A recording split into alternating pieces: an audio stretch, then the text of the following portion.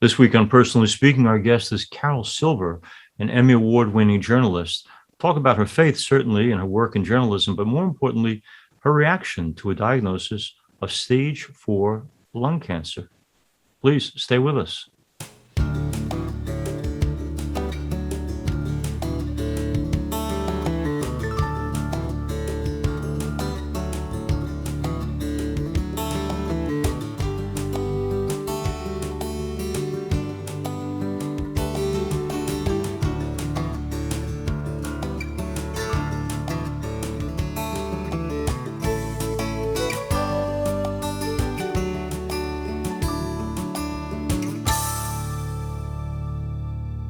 Hello and welcome to Personally Speaking. I'm your host, Msgr Lisante, and former News 12 Long Island anchor Carol Silva joins me now.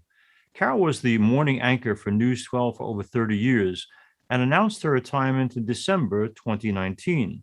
She's won numerous awards, including 3 Emmys and more than 30 New York State Associated Press Awards during her career. In 2019, Carol was diagnosed with stage 4 lung cancer. Carol credits her healing with her Catholic faith, her family, her friends, the medical treatment she received, and a very positive attitude instilled in her by her parents. Carol recently shared her story of recovery, offering tips on positive thinking at a TED Talk in Farmingdale on Long Island. Carol's married for 30 years to her husband, Bob Riley, and together, they're the parents of Jason, Connor, and Shane. Carol's here with us in the studio today to share her story, the importance of her Catholic faith, and to tell us about her personal motto, which has long been, I choose happiness. Joining me now, I'm so pleased to welcome to Personally Speaking, veteran news anchor, Carol Silva. I spent some time recently in the hospital, and when they first told me what was the matter with me, you had your initial reaction.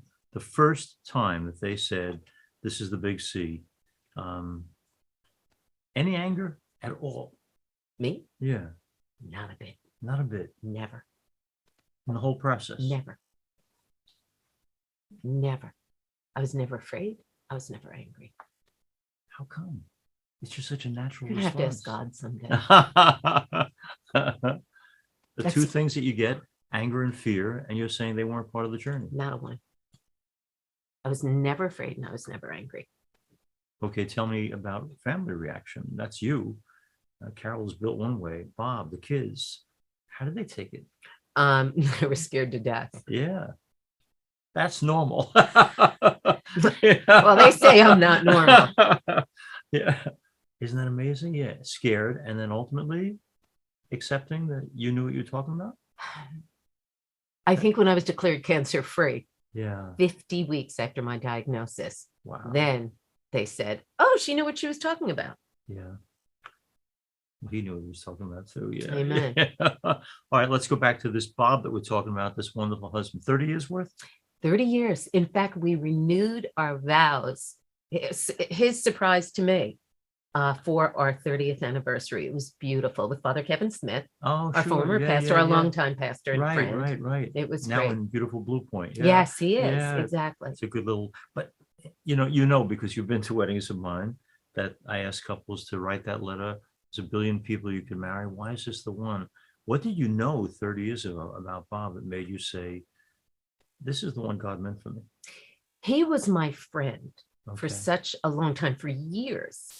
I met him when I was about 18 years old, All right. and I was working in a department store with his then fiance, Oh, and we became very good friends. And Bob Mhm. is 5 years older than me, so at 23, he was a man. right. And we used to double date.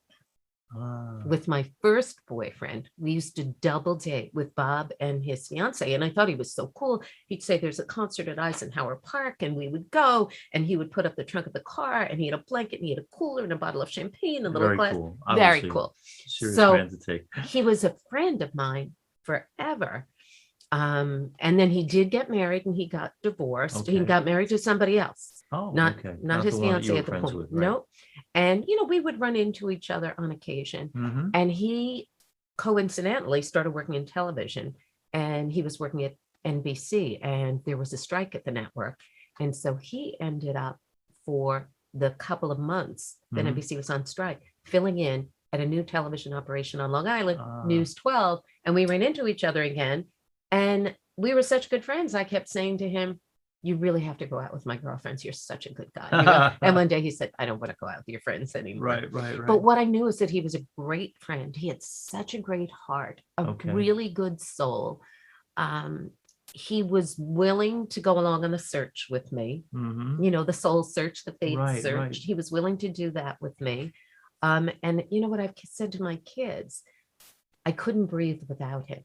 And that was the clincher for me. I really couldn't breathe. I was smart enough to break up with him at one point because he was saying we should get married now. And I was saying, I'm not ready.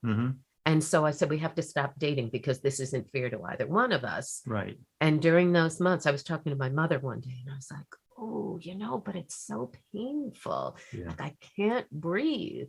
And then I realized, and I gave him a call. And then we got engaged a couple of months later. So you finally fell off the fence and said, yes. I did. Yeah, we don't even know what the official engagement date was. If Bob were here and I said, but why Carol? What did he see or need in you?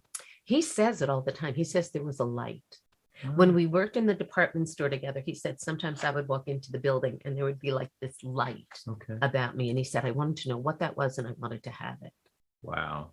Between the light and the MRIs and this is a lot of light in your life. A lot. Now, years ago, she's now in heaven, but a dear friend of mine was the actress Patricia Neal. And she said for the rest of her life, at 39, she had 3 strokes.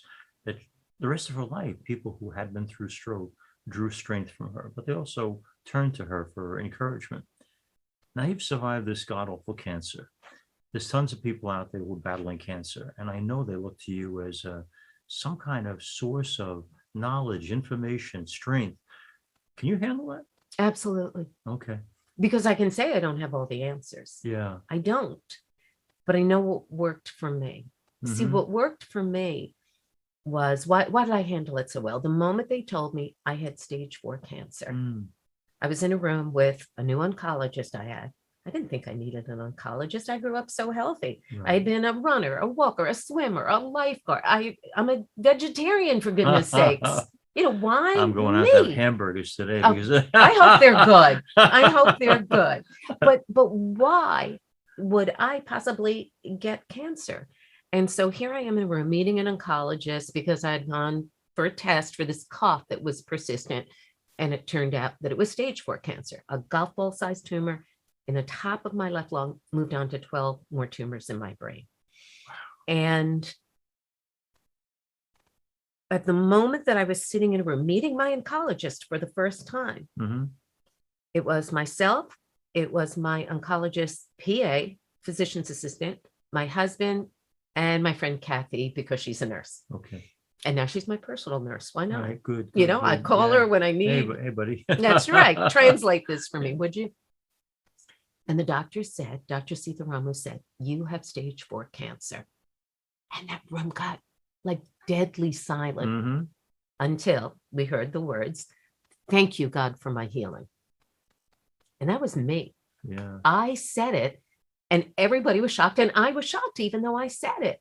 And I've thought about it. Where did that come from? Right. And I know it came from the faith I had and the example of my mother and the example of my father. I'm Catholic. Yeah. So the language that I learned from the beginning was about being Catholic and having faith and turning to God. And, there's this song about God, I'm lifting the veil.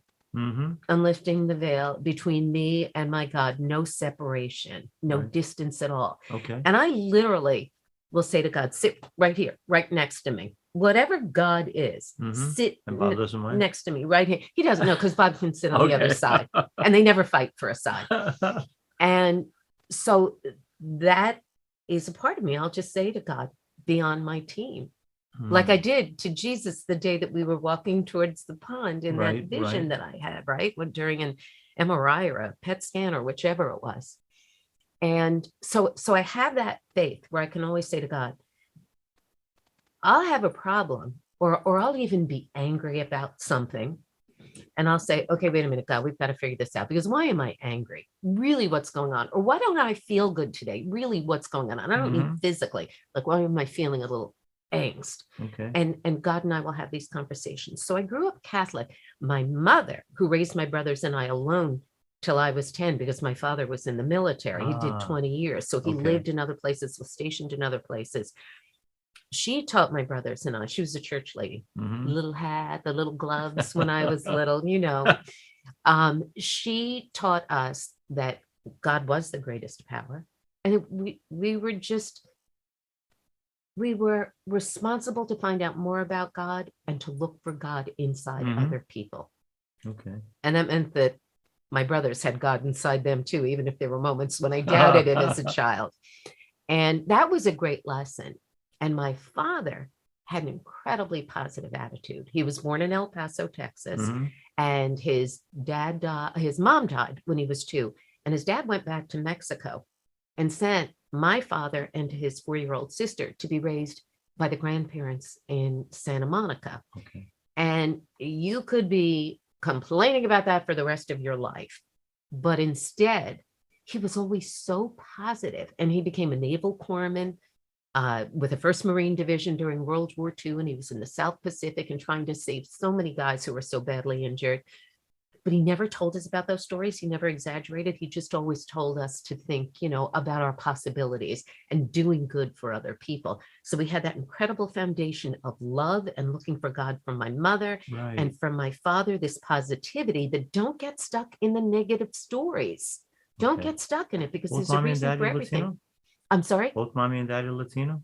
No, my mother was Irish, Carol Francis Fitzsimons, and Anthony he Quinn. was Alfonso Ramon Salazar Silva. This was like Lucy and Ricky, Okay. basically. I mean, he played the classical Spanish guitar Wow, and okay. he sang. They would go to dinner in the The best hotels. of both worlds. Oh, it was great. They'd go to the big hotels in New York, when that's what couples did. And inevitably he was up singing, with the band. And they gave you good genes, kid. They gave you good genes. Good, healthy genes. Please stay with us. We'll be back with more of our interview with former News 12 Long Island anchor Carol Silva in just a moment.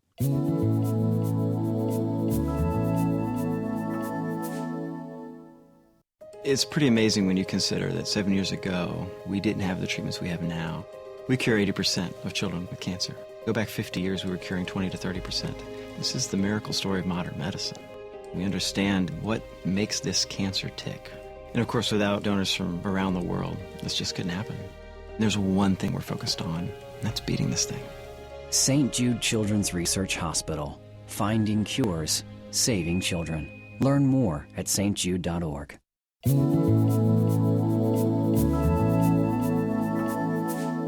One of our guests a long time ago was Monty Hall. Oh, Monty. Great, wonderful man, raised $1 billion for charity. But I said to him, do you know that your game show could be the basis for much of our faith? And he said, what do you mean? I said, most people in the Catholic Church try to make a deal with God. Did you in your prayer life become much of a Monty Hall prayer? Making deals? Yeah. I think maybe when I was younger. Okay, not now. You break up with you break up with a boyfriend. Oh God, please let that work out. Those deals. But no, not with this. Because, one of the things that happened to me along the way, when I was about 21 or 22 years old, I had just graduated from college, New York Institute of Technology. And at the time, it was 92% men, 8% women. Okay. So the 8% of us, wow. The women, we stood out in the campus. Yeah. I happened to have 7 of my 8 courses with a fellow named Robbie McGuffey.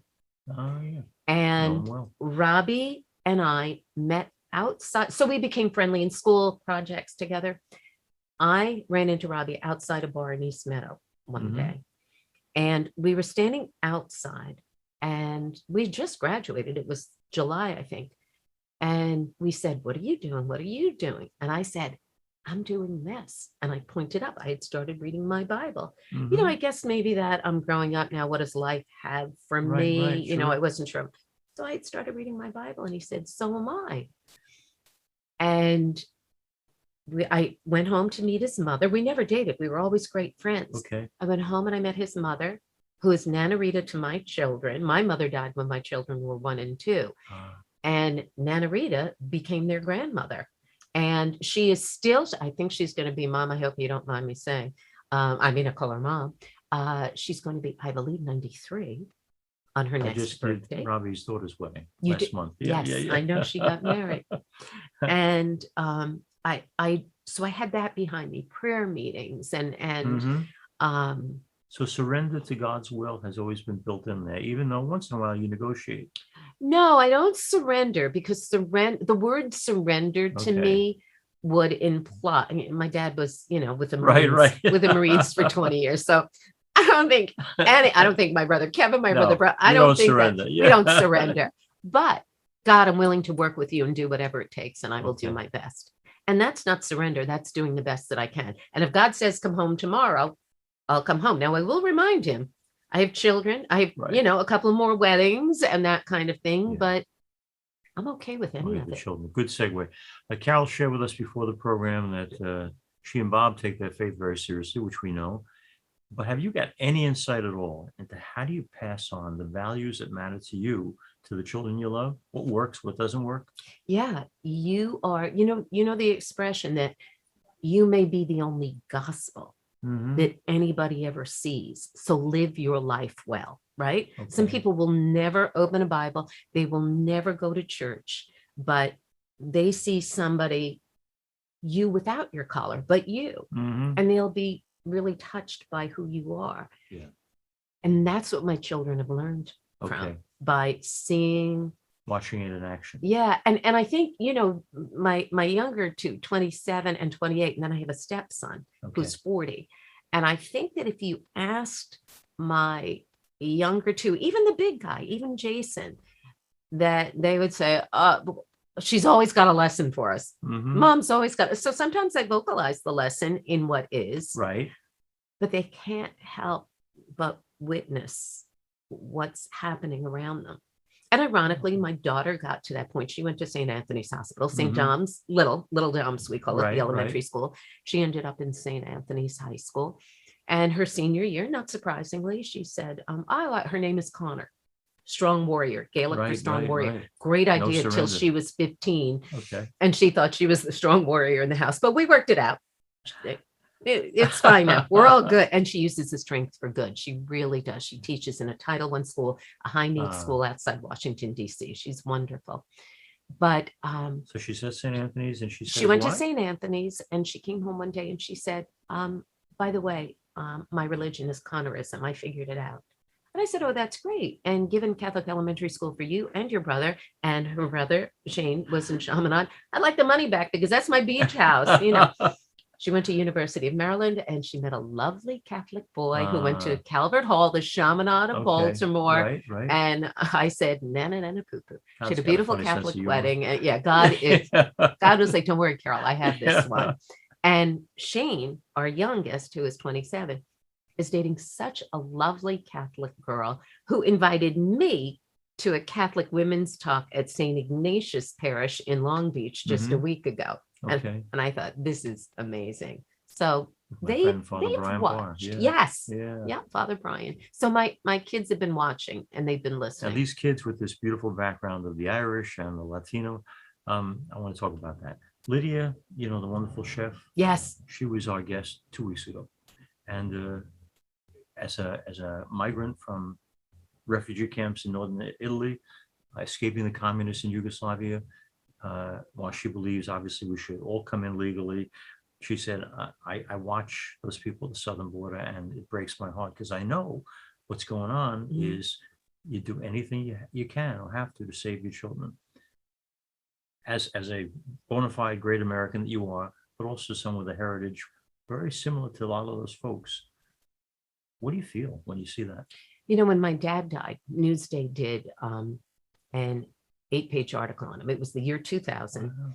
And they did a special part 2 every month. They did 12 of them. And Don Myers was the reporter, and he started each part 2 feature article for a month with every day 1,000 World War II veterans dies in this country. This is the story of one of them. My brothers and I met with Don over the course of 3 months to talk about what it was like. He'd ask us questions. We'd go back to our homes.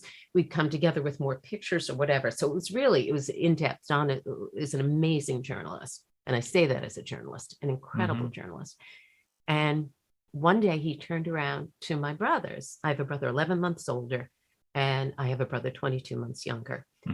And both executives, highly placed executives. Right. And I only say that for this reason. He turned around and said, It was around the time that somebody had hired a day laborer in Suffolk County and took the guy to a empty factory building in Shirley, a warehouse, and beat the tar out of him, and was found and was arrested. But it was that whole story. And one of the immigrants who was here had, was it a $300 gambling debt in his country? And he knew he'd never be able to find the work to pay it off.